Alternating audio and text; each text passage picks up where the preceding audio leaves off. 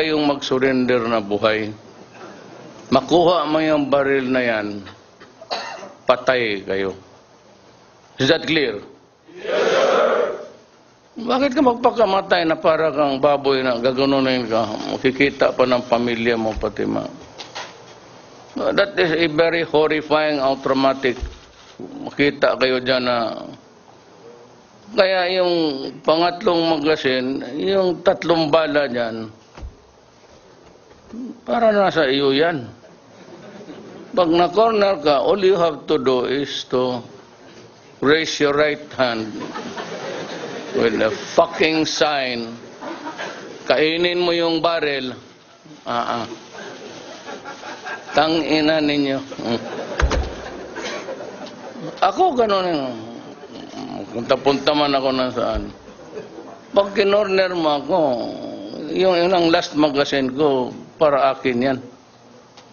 Hindi ako magsusurrender na babuyin mo ako ng ilang buwan tapos luluglugin mo ako. Tingin mo sa akin, baboy. Kaya binilihan ko kayo ng ganon. Yan that is ang downtrend naman nito, kasi mga sundalo, take control of your men. Kasi mga bagong sundalo, wala akong inaano ha. Totoo ito kasi ang karamihan kasi nating sundalo, Ilonggo o hindi Ilocano. Wala akong nakikitang Bisaya, once in a while lang. Lalo na taga Bohol. Pare, marami. Pati rebelde. Minsan, try to impart to them the discipline of, a very dangerous toy. Actually, when it's not being used in war, it's really ito, waka-waka ng sundalo yan. Walang ginawa yung luin niyang sigilinis yan, mawala na yung blowing. But ang ko dyan is kung maglakad minsan, dadala talaga nila yan. And I would not advise also na maglabas sila ng kampo, hindi sila makadala ng baril. Because once they are identified by the NPAs and mga criminal, we're having a hard time here.